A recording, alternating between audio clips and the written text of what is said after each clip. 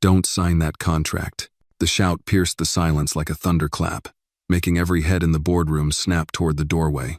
The air, once thick with tension over billion-dollar negotiations, now crackled with something far more volatilely shock. Maya stood there, frozen in the doorway, her dark green housekeeping uniform neatly pressed, her chest rising and falling with nervous breath. The conference room, perched high above Manhattan in the Walker MedTech Tower, had never felt so still. It was as though time had been knocked off its axis. A flurry of whispers erupted like wind sweeping through dry leaves. "Who is that? What the hell is going on?" She just interrupted a corporate merger. All eyes narrowed on Maya. Dozens of sharp, tailored suits stared her down with thinly veiled contempt or stunned confusion, but none more piercing than the man at the head of the table. John Walker, CEO, billionaire, and empire builder, glared at her as though she had just thrown ink across the Mona Lisa. His steel-gray eyes were wide with fury, his lips curled into disbelief. Then his voice boomed across the oak-paneled room. "There's no work for you here, Maya," he barked, slamming his pen onto the table. His voice echoed off the glass and mahogany walls, bouncing with authority and anger. Several executives flinched. Maya didn't move. Her voice had gone silent, but her eyes held firm. There was a flicker of something behind her composure urgency, maybe even fear, but it stood against the wall of disdain now rising around her. John rose from his chair slowly, shoulders taut with disbelief. "This is a private negotiation. You are out of line." "I know I am, sir," Maya replied, her tone remarkably steady. "But I wouldn't be here if it weren't life or death." The murmurs swelled again. One of Edgewell Biotech's lawyers, a man with slicked back hair and a plastic smile, scoffed. "This is outrageous. Mr. Walker, do you want me to call security?" But John held up a hand. His jaw was clenched tight, but he didn't repeat the command. Instead, he narrowed his gaze. "You have 10 seconds. Say what you need to say." Maya took a cautious step forward, reached into her cleaning cart, and retrieved a flash drive tucked beneath a folded towel. She placed it gently on the polished table in front of him. "I found this last night." Mr. Redmond left his laptop open. "I wasn't looking for anything, but something felt wrong." John's lips barely moved. "You realize what you're implying, Maya?" "I do, sir." "And you think that gives you the right to interrupt this?" "I think if you sign that contract, people will die," she said softly. The words landed with a jolt. Even the most skeptical faces faltered. John glanced at the flash drive. He didn't touch it yet. "What's on there?" "Internal reports, emails. Edgewell's been hiding defects in their biotech heart modules. They've altered documents, buried deaths." "How would you even know how to read this?" he asked, biting the words. "I used to be a senior accountant in Atlanta," she said, not flinching. "Until my husband got sick. I left my job to care for him. After he passed, I couldn't keep the house. I took whatever work I could find. But I didn't forget how to spot a lie in a spreadsheet." A stunned silence fell once more. John finally picked up the drive and plugged it into his laptop, more out of instinct than belief. The screen glowed to life. Documents opened. Charts. Internal memos. A PDF labeled confidential. Internal risk assessment. And then he saw itentries redacted. Incident reports. 3 failures noted. 2 deaths linked to malfunctioning implants. An email from Gerald Kane, Edgewell's CEO, instructing staff to keep sensitive findings internal until post-merger. John's knuckles turned white as he gripped the table edge. Across the room, no one breathed. Outside, Paul Ramsey peeked in. "Sir, they're asking if this delay is procedural." "It's over," John said, voice like iron. "Excuse me?" "The deal. It's dead. Cancel everything." "But Mr. Walker, we're talking about—" "I said cancel it," he snapped. Paul nodded and disappeared. John stared at Maya. His anger hadn't vanished, but now it churned with something else. Comprehension. "You could have just walked away," he said. "My husband was on a list for a device like that," Maya whispered. "He died waiting. Now they're pushing faulty ones on people who are desperate. I couldn't just stay quiet." If you felt a connection with Maya's courage, go ahead and like this video. And tell us in the comments where you're watching from. Who knows? Someone nearby might be watching this with you too. John leaned back, silence ringing between them. You just made some very powerful enemies, he muttered. Maya's hands trembled slightly, but her eyes didn't. I've faced worse. For the first time that day, John gave the hint of a nod. He looked back at his screen, and then toward the window. The city buzzed below, unaware that somewhere in a quiet boardroom, someone had chosen truth over billions, and someone else had risked everything to speak it. John Walker didn't sleep that night. He sat alone in his office at the top floor of Walker MedTech Tower, the soft golden light of the desk lamp casting long shadows on the polished walnut walls. The city pulsed beneath hymn horns, lights, sirens, but up here, it was silent, too silent. On his screen, the files from Maya's flash drive remained open. Internal reports, suppressed emails, incident logs that spoke louder than any press release ever could. What he saw wasn't just unethical, it was dangerous, lethal. They had almost signed a deal with the devil, and it took a housekeeper to show him the smoke behind the mirror. He picked up the phone and dialed a number from memory. Paul, assemble the internal investigation team. 6 a.m. sharp. There was a pause. Yes, sir, came the groggy voice of Paul Ramsey, General Counsel. John hung up and turned back to the city lights. He thought about Maya, the woman he barely knew, always polite, always invisible, until yesterday. And now her voice was the only thing he could hear. Maya. That name hadn't left his mind since she spoke up. She didn't just bring him evidence. She brought him a lifeline. At sunrise, the emergency meeting convened. Just a few trusted executives, Paul, Linda Harris from Finance, and Charles Green from Compliance. No suits from Edgewell, no investors. John got straight to the point.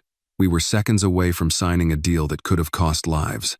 I want the truth. No filters, no boardroom diplomacy. Linda opened her laptop. I've reviewed the documents from Maya's drive. The numbers match patterns we flagged months ago, but Edgewell dismissed them. They assured us our audit team had outdated models. Charles nodded gravely. Edgewell maintained dual audit trails. What they presented to us was sanitized, but the internal documents tell a very different story, one of cover-ups, manipulated performance data, and 3 deaths tied directly to their devices. Paul added, if this is accurate, and I believe it is, we're looking at not just civil liability, but potential criminal charges. Had we signed, Walker MedTech would be liable for fraud by association. John leaned back, rubbing his temples. Maya Harris risked everything by coming forward. She didn't owe us that. We owe her protection. She's still on the 3rd floor, working her shift, Paul said. We haven't made anything public yet. Keep it that way, but assign discreet security to her. If Edgewell suspects she's the whistleblower, they all nodded grimly. And I want to speak to her tonight, John said.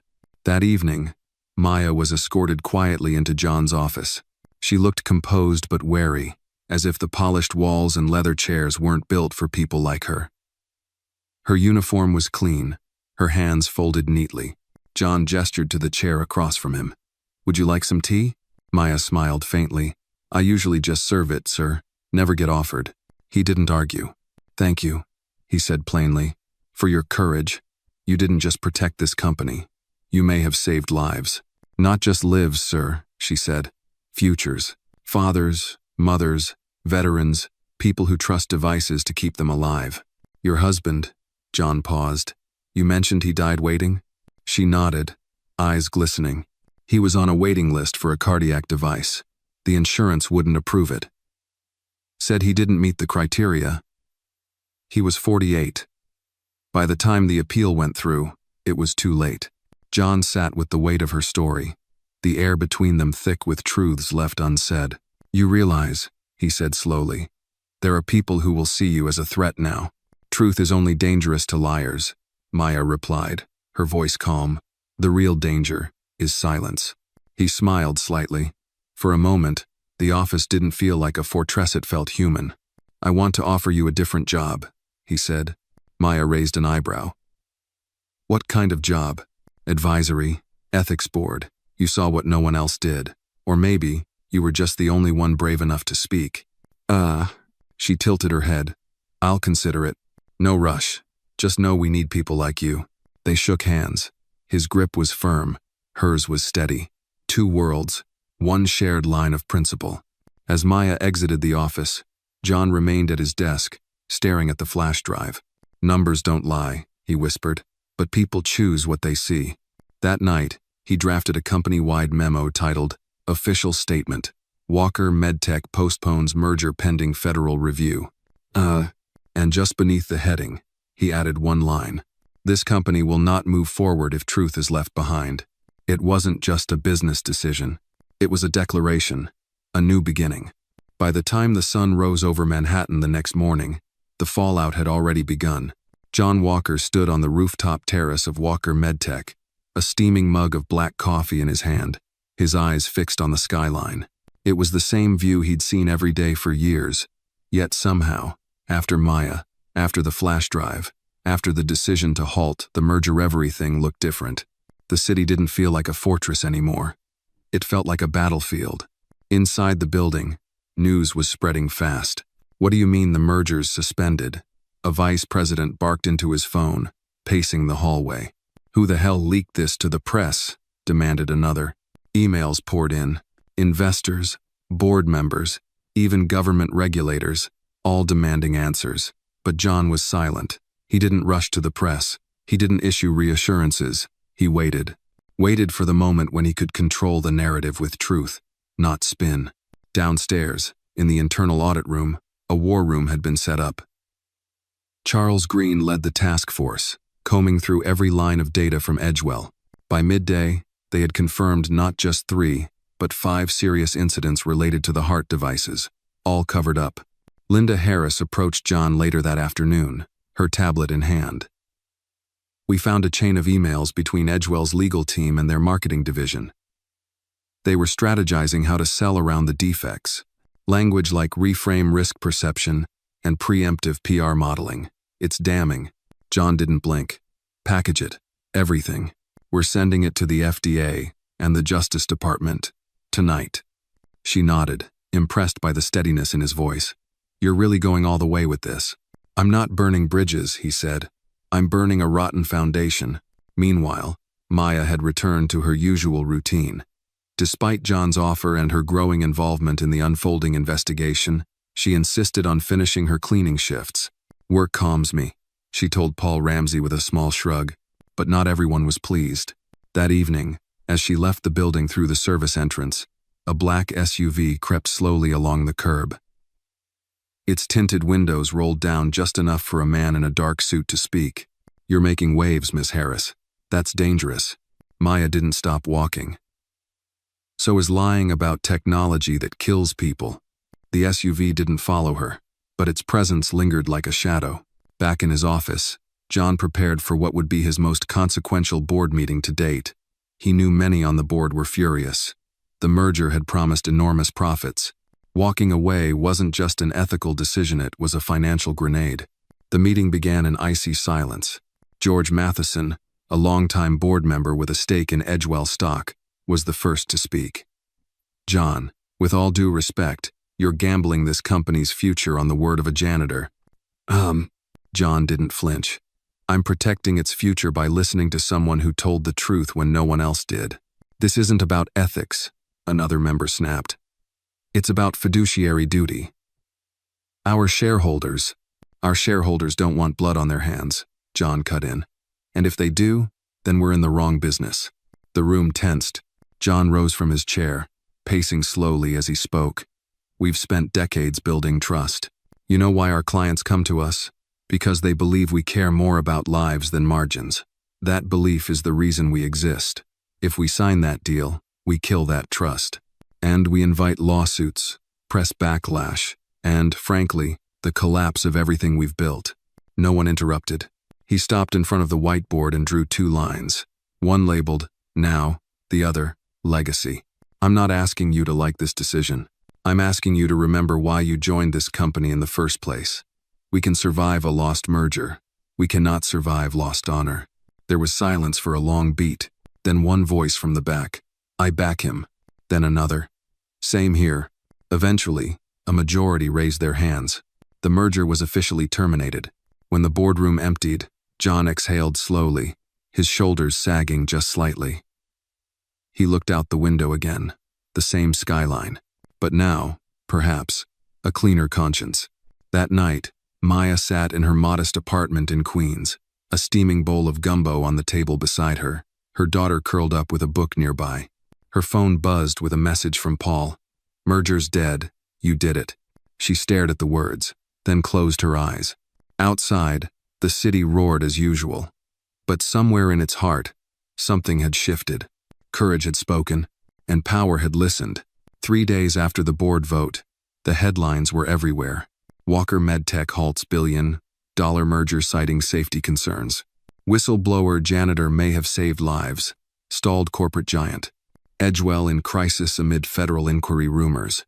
John Walker sat in the back seat of a black town car, the articles open on his tablet as the driver wove through downtown traffic. He should have felt vindicated. But instead, there was a heaviness in his chest. The truth had been spoken, but truth, he knew, often came with a price. His phone buzzed. "John," Paul Ramsey said on the other end, "we've got a problem." "What now?" "There's been a breach attempt in the compliance database. Someone tried to scrub the audit logs tied to the Edgewell files. Fortunately, IT caught it in time.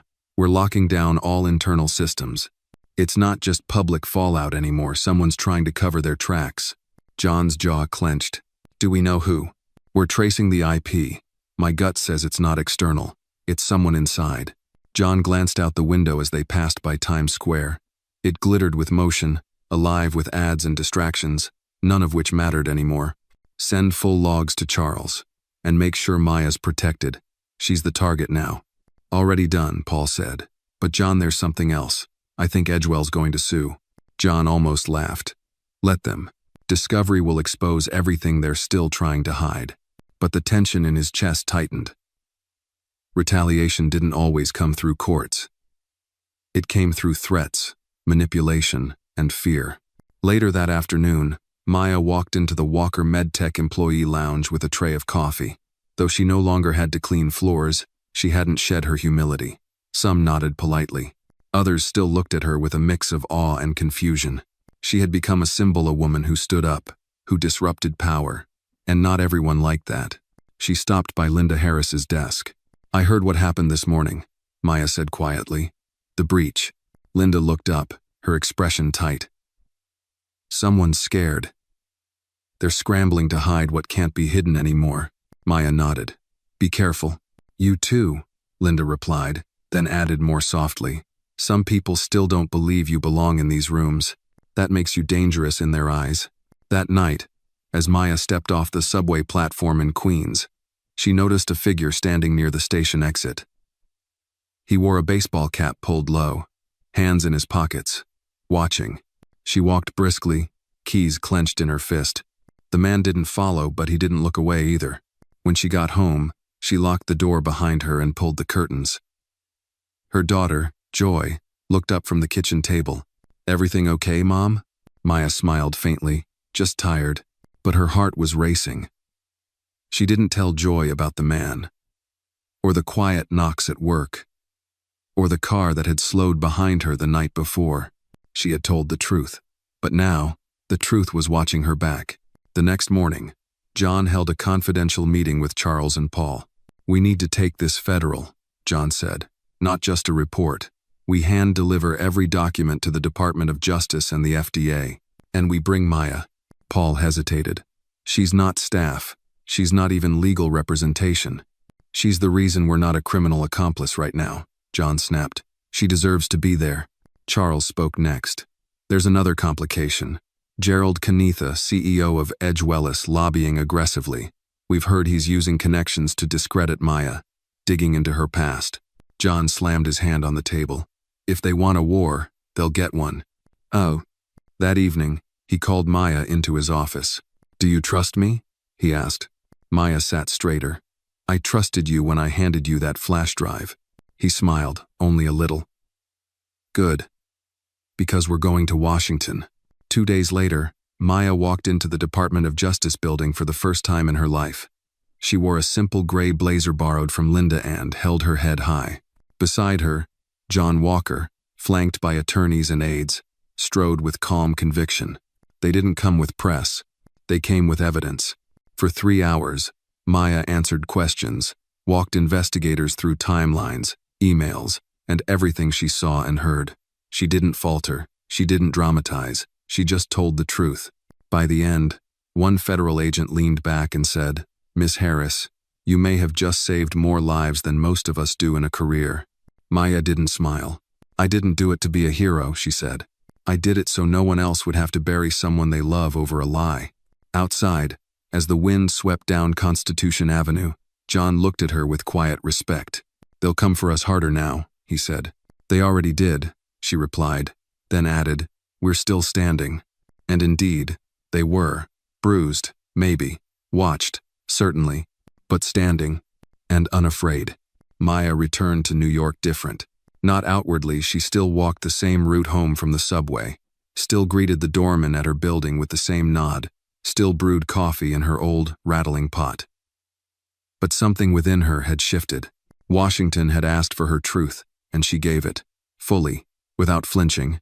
She didn't realize until after how much of her past she'd carried on her shoulders until she finally laid it down in that room of federal agents and prosecutors. At Walker MedTech, her presence no longer stirred whispers. It drew quiet reverence. Some employees now nodded to her in the hallway with respect, even a touch of awe.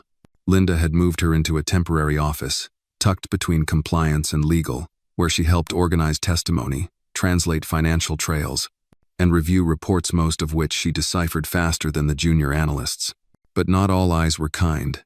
Late one afternoon, as Maya was sorting emails in her small corner room, an envelope slid under her door. No return address, just her name typed cleanly across the front. She hesitated, then opened it. Inside was a single sheet of paper, 6 words, printed in all caps. "You should have stayed silent." No signature, no indication of who sent it. But the message was unmistakable. She stared at the paper for a full minute, then calmly stood, walked to John Walker's office, and laid it on his desk. John read the note, then looked up at her. "Is this the first?" Maya nodded. "I didn't mention the car, or the man at the subway." He leaned back in his chair, a muscle in his jaw twitching. "They're scared. They're desperate," she corrected. "There's a difference." Paul Ramsey was called in moments later. A full review of building security was launched. From that moment, Maya was assigned a dedicated security detail. She protested briefly, but John wouldn't hear it. "This company won't let a woman face threats alone for doing the right thing," he said firmly. Meanwhile, the pressure outside the company mounted. Edgewell went on the offensive. First came the leaks, anonymous tips to business outlets suggesting Maya had falsified documents, exaggerated claims, even hints that she'd once been arrested in Atlanta for financial misconduct. None of it was true, but the damage was done.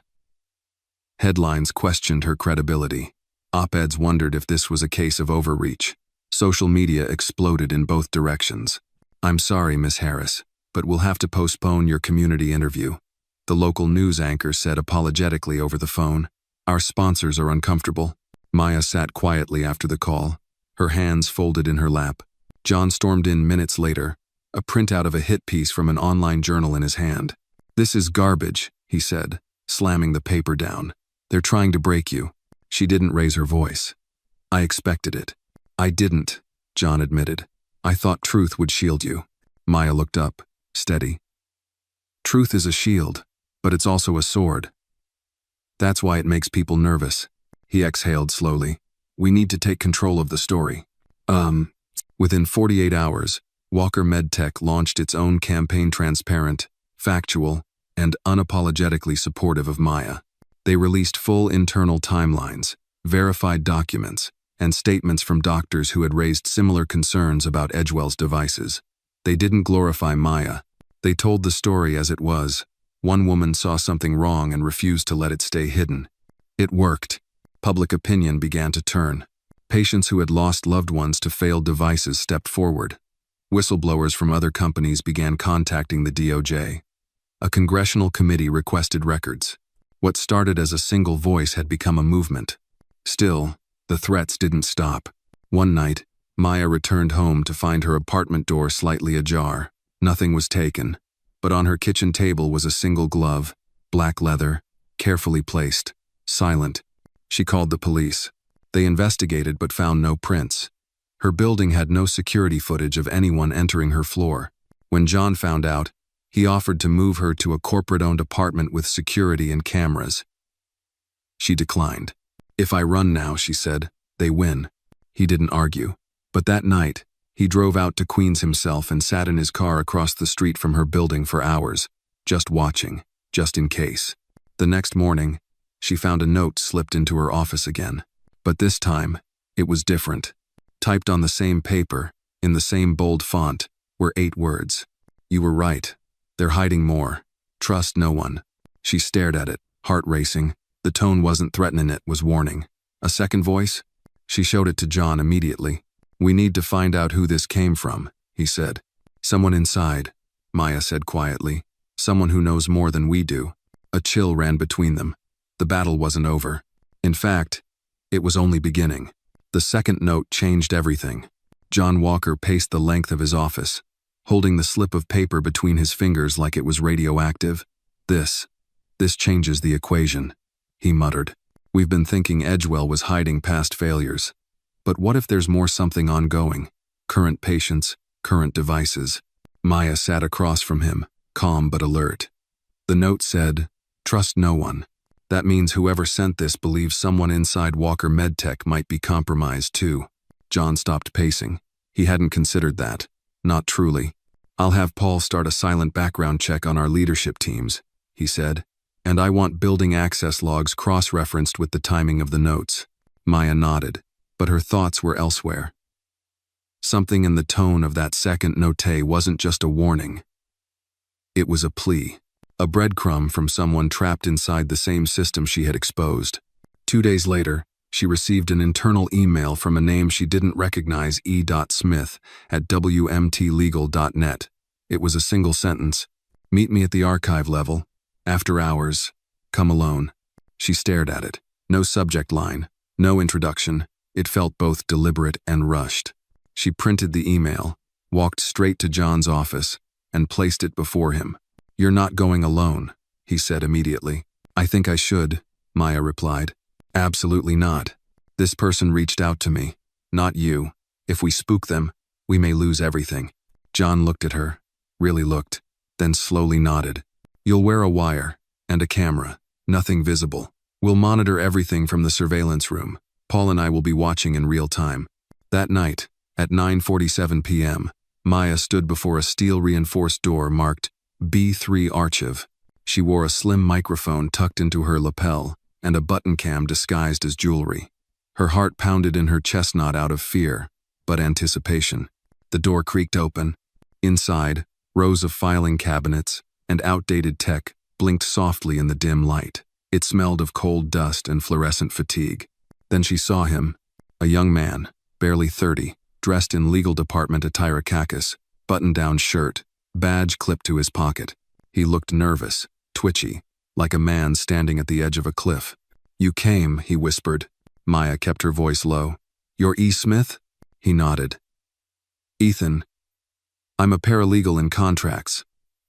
I don't have high clearance. But I see things. Especially when they're meant to stay hidden." "What do you mean?" He glanced around, then handed her a manila folder. They never stopped shipping the defective models. They renamed them. Slight design tweaks, new labels, new lot numbers. But the flaws are still there. Quiet cases are still coming in, hospital reports that never get escalated. They're being rerouted through private settlements, non-disclosure agreements attached. Maya's breath caught. "Patients are still getting hurt?" He nodded, and worse. In her ear, John's voice whispered through the wire. "Ask for names. Ask for copies." "Can you prove it?" Maya asked softly. Ethan pulled a flash drive from his jacket pocket. "I copied emails, legal memos, scanned NDAs. I don't know how long I can stay unnoticed." "Why come to me?" Because I heard what you did, and I realized I was either going to be part of the machine or try to stop it." Maya looked at him, this frightened, earnest man risking everything. "You're doing the right thing, Ethan," she said. He almost smiled. Then his face changed. A shadow moved behind the stacks of cabinets. "Someone's coming," he whispered urgently. Maya turned, but the figure had already vanished. Fast footsteps echoed down a side hall. John's voice crackled again. Maya, get out. Now. She and Ethan bolted toward the stairwell. They didn't wait for the elevator. On the third floor, Ethan peeled off toward a different exit. Maya slipped into a secured staff corridor, holding the flash drive tight in her palm. Upstairs, John was already waiting at the security terminal. We got him on camera, Paul said, pointing to the shadowy figure. But no badge swipe. He bypassed the doors somehow. Inside job, John muttered. They're watching every move. Later that night, Maya sat in her temporary office, exhausted. Her daughter was asleep at home under private guard. The flash drive sat beside her laptop, unopened. Her fingers hovered over it. She looked at John. Do you think we'll ever get all of it out? John leaned against the door frame.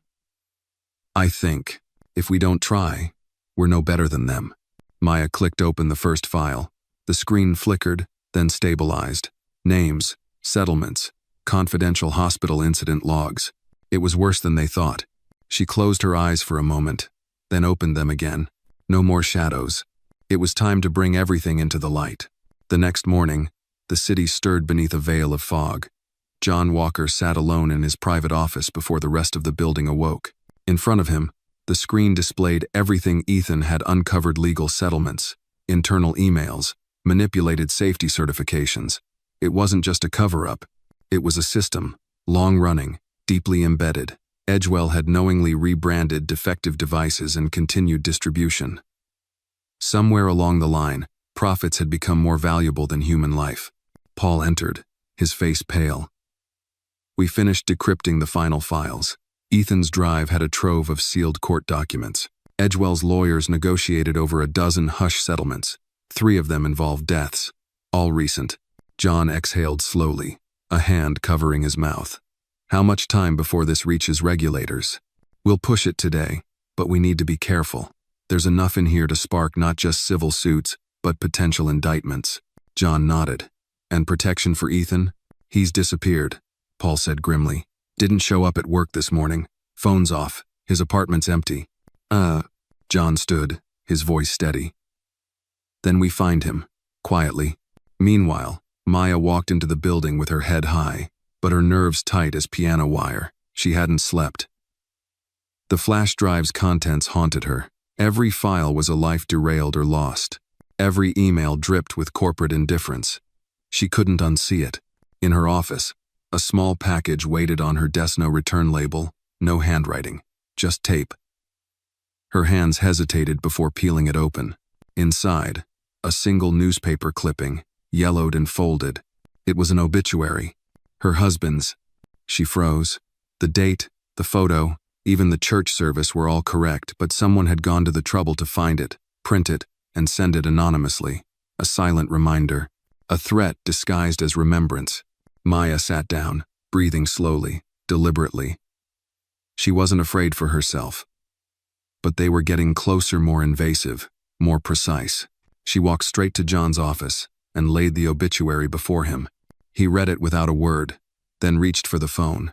Get security on Maya's home now. Double the rotation. No more watching from the curb, they stay on the door. John, she said softly, they're not trying to hurt me. Not physically. They want to unsettle me, discredit me, and they're getting better at it. That won't last, he replied, because once this is public, it won't matter how much they rattle you. That afternoon, Linda Harris brought sobering news. The media's circling again, she said, placing her tablet on the desk. Words leaked that Edgewell might be under federal investigation. They're already preparing a statement claiming full cooperation. John narrowed his eyes. Let them. We'll time our release right after. No spin, no polish, just the evidence. Are you sure? Linda asked. This could destroy them. John looked at Maya. Then, maybe it should. By evening, everything was in motion. The files were packaged into a detailed dossier. A press release was prepared, concise, direct, irrefutable. The DOJ had already confirmed receipt of the initial documents. The New York Times had agreed to run the exposé once the second wave of files dropped. But the tension was rising. As Maya left the building that night, she noticed a car parked across the street. Same make, same color as the one that followed her a week ago. It didn't move, just sat there, lights off, windows tinted. She kept walking. At home, Joy met her with a tired smile. "Mom, someone dropped this at the door. Said it was from church." Maya took the envelope. Inside was a typed letter. "You still have time to stop. Walk away and the rest of your life will be untouched. No one else has to get involved. Not your daughter, not your memories. We know where they live, too." There was no signature. She folded the letter carefully, then called John. He didn't hesitate. "Come to my place. Tonight. Bring Joy. It's secure. Off the grid. They won't reach you there." Maya hesitated. "If I run, they win." "No," John said, his voice low and full. "If you fall, we all do." That night, Maya and her daughter stayed in a secured guest apartment in a private complex owned quietly by the Walker family. Joy played with a puzzle on the coffee table while Maya stared out at the city skyline, holding a cup of tea that had long gone cold. In her hand was the letter. In her heart was fire. "They think fear makes people quiet," she whispered to herself. "But it's never fear that silences. It's forgetting what matters." The following morning, Maya stood in front of a mirror, straightened her blazer, and walked out the door with her daughter's kiss on her cheek. Today was the day. The truth was ready. And so was she. At precisely 9 a.m., the press release went live. The Walker MedTech website momentarily froze under the traffic surge. Social media erupted. The headline was simple but seismic. Walker MedTech confirms corporate malpractice by Edgewell Technologies. Evidence of ongoing device rebranding and settlement suppression. Attached was the full dossier, internal documents, testimony, timelines, and data charts. It was unfiltered. No corporate jargon, no attempt to soften the truth. Just names, numbers, and the voices that had been silenced until now. John Walker stood at the head of the conference room, flanked by Paul, Linda, and Maya. Behind them, rows of reporters filled the seats. Cameras clicked, lenses adjusted, microphones lined the table. He stepped up to the podium. "Good morning. My name is John Walker, CEO of Walker MedTech. What we are releasing today is difficult, disturbing, and necessary. Our company was nearly a participant in a deal that would have endangered thousands of lives. We did not move forward. Instead, we moved toward the truth." Gasps murmured through the room. "I stand before you not as an executive, but as a human being who nearly failed to see the cost of silence. Today, we present our findings, evidence of suppressed safety violations, rebranded defective devices, and the systemic erasure of patient harm." A hand went up in the crowd. "Mr. Walker, who brought this to your attention?" John turned to the side, and with a nod, invited Maya to the podium. She walked up slowly, her presence quiet but commanding. No makeup, no suit polished for press. Just the same calm strength she'd always carried. "My name is Maya Harris," she began. "I work at Walker MedTech. I used to clean its floors. And one day, I saw something I couldn't ignore." She paused, letting the silence hold. "I am not an engineer. I am not a doctor. I'm a widow. My husband died waiting for a device like the ones in those files. When I found records that didn't match, patterns that were hidden, I spoke up. Reporters leaned in. I was told I didn't belong in boardrooms, that my job was to stay quiet. But I wasn't raised that way. My parents taught me that justice isn't just something you hope for. It's something you live for." Another hand rose. "Miss Harris, have you received threats?" Maya didn't flinch. "Yes." Are you afraid?" She looked straight ahead.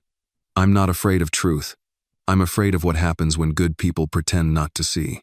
The room was still, and then came the claps, first scattered, then rising. Not from the reporters, but from Walker MedTech employees standing at the back. Engineers, receptionists, analysts, janitors, people who saw in her not a whistleblower but a mirror. Backstage, John's phone buzzed. It was a direct line from the Department of Justice. He stepped aside and answered. A low voice said, "We've seen the files. We'll be opening a formal investigation into Edgewell. You'll be contacted for testimony."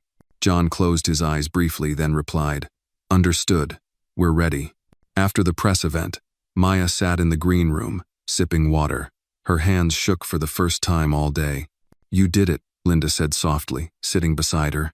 You burned the lie down. I lit the match, Maya replied, but it was already soaked in gasoline. Paul stepped in next. The public's on your side now. Stories are flooding in. Former Edgewell employees, doctors, patients. It's turning. Maya nodded. Then we hold the line. We don't stop now. That evening, national news ran the segment.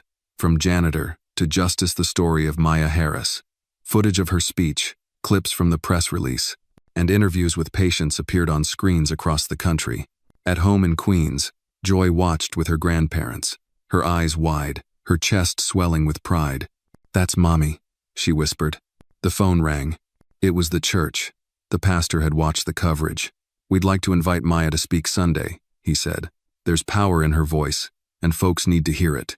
Back in the city, John sat in his office well past midnight, reviewing every name on the patient incident list.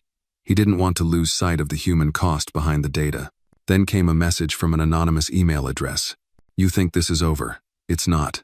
There's more than Edgewell. This rabbit hole runs deeper. Be careful who you trust." Attached, a single document redacted but traceable to a secondary device supplier in Boston. John leaned back, a chill creeping down his spine. Maya had cracked the dam. But the flood was only beginning. The document attached to the anonymous email was a single sheet of metadata from a manufacturing pipeline. At first glance, it seemed unremarkably a supplier shipment report with parts, serials, and internal routing codes. But John's eyes caught a detail others might miss. A component listed as EXR 7412, flagged in earlier Edgewell devices, the same defective sensor that had caused multiple fatalities. And the source? A company named Northbridge Components, based out of Boston. At dawn, John called an emergency meeting with Paul, Linda, and Maya. The team gathered in a secure boardroom. Coffee steamed on the table, but no one touched it. "This isn't just Edgewell," John began. "They got those faulty sensors from Northbridge, and according to our supply chain contracts, Northbridge also provides parts to 4 other companies." Paul frowned. "That means the risk is still active. The same flawed components might be out there, in other devices." Linda tapped on her tablet. "I checked the supplier database. Northbridge is listed as an approved clean vendor by the FDA. No violations, no audits in the past 7 years. Because no one looked," Maya said quietly, "or no one wanted to. They all knew what this meant. The scandal was bigger than Edgewell. It could sweep through the entire industry. But the deeper they reached, the darker the waters became." John decided to pay a visit to Northbridge himself. No calls, no notice, just presence. He and Paul flew to Boston on the company jet that evening. Maya stayed behind to keep pushing the Edgewell story with the media and regulators. When they arrived at the Northbridge facility the next morning, they were met by a lean man in a slate gray suit who introduced himself as Victor Lang, VP of Operations. Victor greeted them politely but without warmth. "We weren't expecting visitors, Mr. Walker. I like to see things with my own eyes," John replied. "It's how I avoid surprises." Victor forced a smile. "Our doors are always open to partners." Inside, the facility was sterile and humming. Technicians moved quietly between machines. But John noticed certain sections were unusually empty rows of shelved equipment, supposedly under maintenance, and several computers oddly shut down during peak work hours. He asked to see QA reports. Victor hesitated, then provided files, but they were scrubbed clean. Not a single flagged component in 6 months. Unlikely. Impossible. On the flight home, Paul turned to John. "They're hiding something, and they're more prepared for us than Edgewell was. We need someone inside," John said. "A second, Ethan." Back in New York, Maya was fielding back-to-back media inquiries and regulatory follow-ups. The DOJ had scheduled initial hearings with both her and John. But something else was pulling at her. Ethan was still missing. Late that night, she received a text from an unknown number. "You're looking in the wrong direction. Follow the money trail from Northbridge's legal fund. Ask for Sheldon Pierce." She forwarded the message to John. The next morning, John met Maya in the rooftop garden above Walker MedTech. It was one of the few quiet places left untouched by the storm.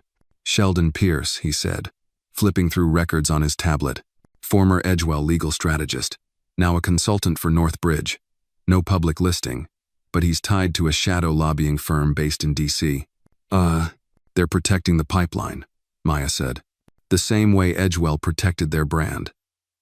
It's not just faulty parts, they've built systems to absorb damage. Pay off victims, silence engineers, dodge audits.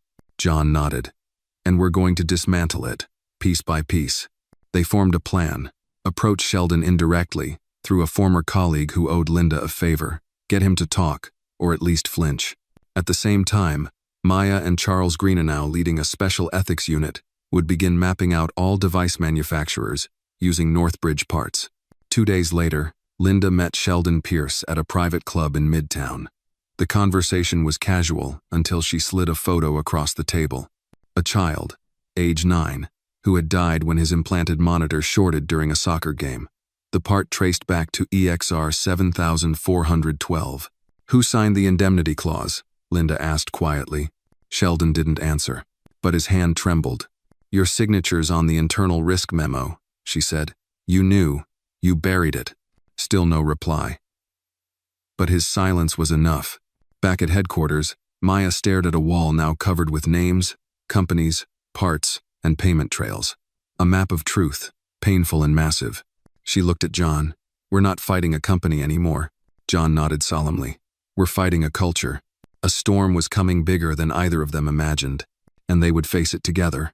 Within 72 hours of Linda's meeting with Sheldon Pierce, whispers started echoing through corporate hallways, legal circles, and Washington backrooms. Someone had talked, if not Sheldon himself, then someone close enough to feel the heat. A senator from Massachusetts called a surprise subcommittee meeting. The New York Times published a second exposé. This time not just about Edgewell, but naming Northbridge and suggesting a multi-company cover-up spanning nearly a decade. Maya watched the televised hearing from the security room in Walker MedTech, arms crossed, jaw clenched. Victims' families were testifying, now ordinary people from small towns and big cities, each with the same heartbreak behind their words. A man from Texas who lost his wife after a heart implant failed during routine exercise. A mother from Detroit whose son had collapsed mid-basketball game, all linked to the same component. The wave was cresting. Back in John's office, Charles Green laid a folder on the table. Internal audit traced Northbridge's legal fund disbursements. Millions have been quietly routed to shell firms, many tied to lobbying arms or hush settlements. Several paid out within weeks of adverse device incidents. John flipped through the documents. Which firms? 3 major ones, all with links to politicians who previously blocked stricter FDA oversight on implants. Paul leaned against the wall.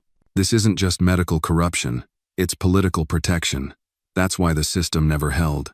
Maya walked in just as he finished. Then we go public. Again. John looked up at her. We just dropped a nuclear story. This will be war. Maya didn't blink. Then we fight like people who've already buried too many loved ones. That night, John and Maya sat down for an exclusive primetime interview on national television.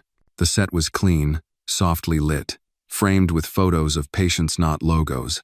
The anchor opened with gravity. Tonight, we bring you the deeper truth. Not just about one company, but about a system that let greed override ethics. And we bring you the voices behind the reckoning. John spoke first, calm and direct. We've discovered that faulty components, knowingly distributed, were hidden through a network of legal deception and regulatory evasion. This is bigger than Edgewell. It touches companies across the medical tech sector. Then Maya spoke, her voice unwavering. What began as a warning on a cleaning cart has become a movement for justice. People deserve transparency. People deserve to live without wondering if the device in their chest was a corporate gamble. Phones across the country lit up. News feeds exploded. By morning, regulators had launched formal investigations into 2 additional companies. Northbridge stock plummeted 23% in one day. Congressional hearings were fast-tracked. And for the first time, senior FDA officials admitted on record that the industry's self-policing practices had failed. But retaliation also escalated. John received a threatening email with personal photos taken without his knowledge of his home, his daughter's school, his late wife's grave.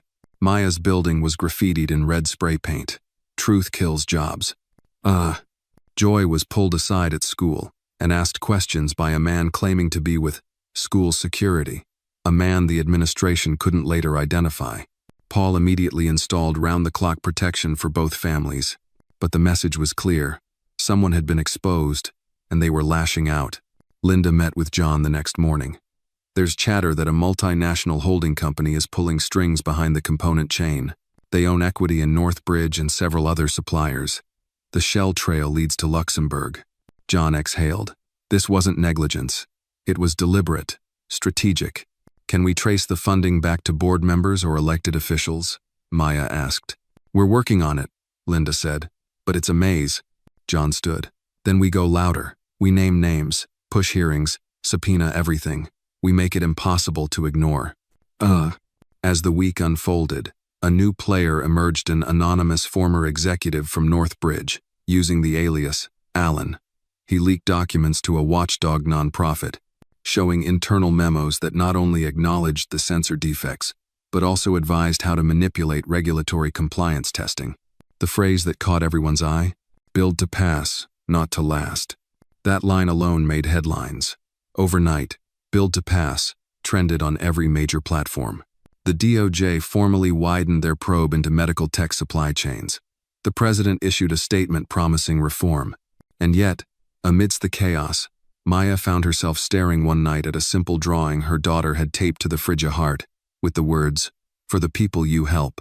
Tears filled her eyes, not from fear, but from knowing that somewhere, a family was watching the news, realizing their pain had a voice now, and that voice wouldn't be silenced. The morning of the congressional testimony arrived with an eerie stillness.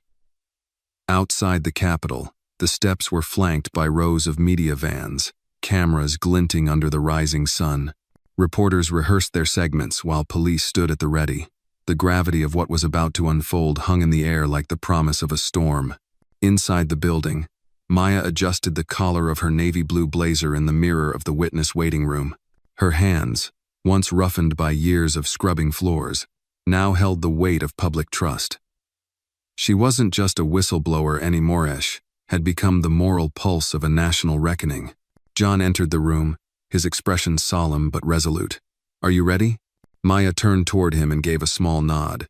As I'll ever be. Paul appeared in the doorway, a folder tucked beneath his arm. Final prep notes. They're going to try to rattle you. Especially Senator Keeney. He's received campaign funds from two of the companies tied to Northbridge. I'm not here to please them, Maya said. I'm here to speak for the people they forgot. An aide appeared. They're ready for you. Maya stepped into the hearing chamber and was immediately struck by the grandeur wood-paneled walls, high-arched ceilings, the buzz of whispered conversations. She took her seat at the long table, cameras flashing as her nameplate was placed before her. Senator Patricia Langford, the chairwoman, gavelled the room into order. We convened today to hear testimony regarding the widespread concealment of defective medical devices, supply chain malpractice, and the resulting loss of human life. One by one, testimonies unfolded: experts, former employees, grieving families. Then came Maya's turn. She stood slowly, adjusted the microphone, and looked out at the sea of faces. My name is Maya Harris, she began. For most of my life, I cleaned up after other people. I swept floors, emptied trash. I saw what others overlooked because no one ever thought I mattered enough to lie to. A hushed stillness filled the room. One day, I found records that didn't add up. Not just missing numbers, but patterns of silence. People were dying, and the companies responsible weren't fixing the problem. They were hiding it, rebranding it, profiting from it. Senator Keene leaned forward, fingers steepled. Miss Harris, are you suggesting a systemic conspiracy between multiple corporations and regulators? I'm not suggesting anything, she said firmly. I'm stating what your own documents confirm. People inside these companies made choices to silence engineers, to pay off grieving families, to suppress truth in the name of quarterly gains. He smirked slightly. And how can we be certain your interpretation isn't colored by personal bias? You lost someone, didn't you? Maya looked him dead in the eye. Yes, I lost my husband. And that grief taught me to tell the difference between accident and betrayal.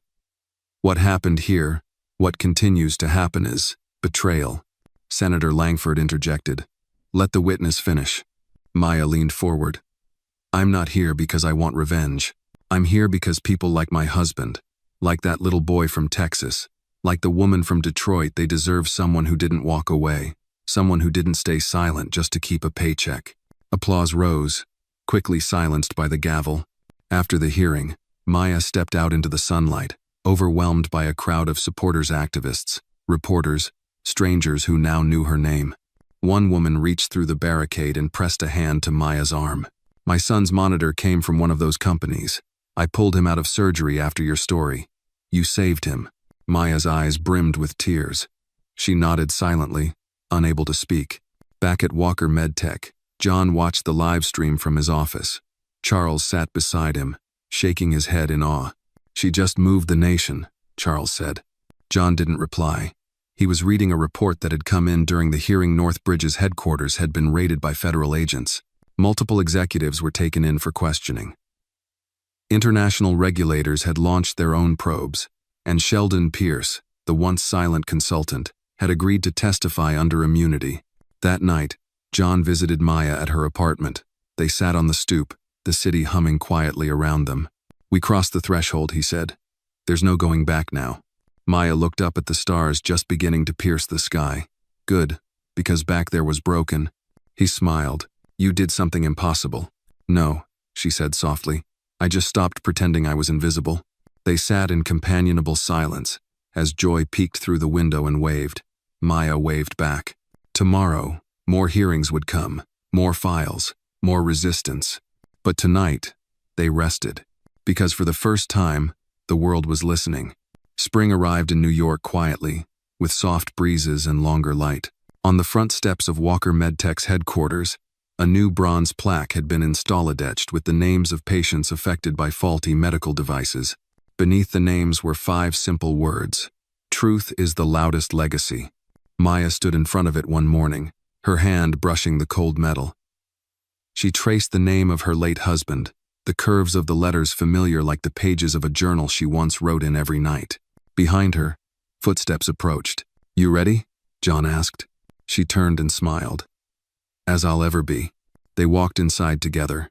A town hall had been scheduled for that afternoon. Employees from every department were gathered to hear the results of the past 6 months. For some, it was closure. For others, a new beginning. In the main auditorium, Maya stood before a packed crowd. She wore no microphone this time. She didn't need it. I used to walk these halls with a mop and a cart, she began, voice steady. Back then, I knew the sound of every floorboard, the quiet of every after-hours hallway. I wasn't supposed to ask questions, but I did. She paused, looking out at the faces: young engineers, seasoned accountants, janitors, interns, department heads, all of them waiting. I asked because something didn't feel right, and once you see the cracks, you can't unsee them. What followed was a battle none of us chose, but all of us were called into. Some resisted, some stood tall, and many of you helped when no one was watching. She smiled gently. This isn't the end of a story. It's the beginning of a better one. Applause swelled, not thunderous, but deep and full. The kind of applause that means more than approval. It meant belief. Later that day, Maya was approached by a group of new hires. One of them, a shy woman in her early 20s, said, Miss Harris, my mom had a device replaced last year, one of the safe ones. You probably saved her life. I just wanted you to know. Maya blinked back tears. Thank you. That means everything. Meanwhile, in Washington, charges were filed. Executives from Edgewell and Northbridge faced indictments for fraud, negligence, and obstruction. A bipartisan medical oversight bill, inspired by Maya's testimony, passed the Senate. It required independent third-party testing for all life-critical components. For the first time in decades, the FDA's oversight powers were strengthened. Sheldon Pierce, in an unexpected act of remorse, donated a large portion of his consulting income to a nonprofit fund for device-affected families. Charles Green's ethics task force grew from a temporary unit into a permanent arm of Walker Med, tech-mandated to review internal practices quarterly and train new employees on integrity-based decision-making. And Maya? She didn't return to cleaning floors. She was promoted to Director of Corporate Accountability. Her office still faced the back of the building, where sunlight filtered through ivy-covered walls, but it was hers. No longer a space of silence, but one where people came when they needed to remember what truth felt like. Joy flourished too. With the storm behind them, she returned to school with confidence. One evening, she brought home a drawing, a picture of Maya wearing a superhero cape, standing in front of the Capitol. "You're famous now, Mama," Joy said, grinning. Maya laughed. "Famous is for people who want attention. I just wanted the lies to stop." Weeks later, Maya received a letter, handwritten, from Ethan. He was safe, in hiding, but safe. The letter was brief but heartfelt. He thanked her for her courage and said, simply, "You reminded me who I was." She folded the letter carefully and placed it in her desk drawer beside a photograph of her husband and daughter, and the first memo she had ever found, the one that started it all. On the 1-year anniversary of the hearing, a memorial vigil was held in Central Park for the lives lost. Maya was invited to speak. She didn't bring a speech.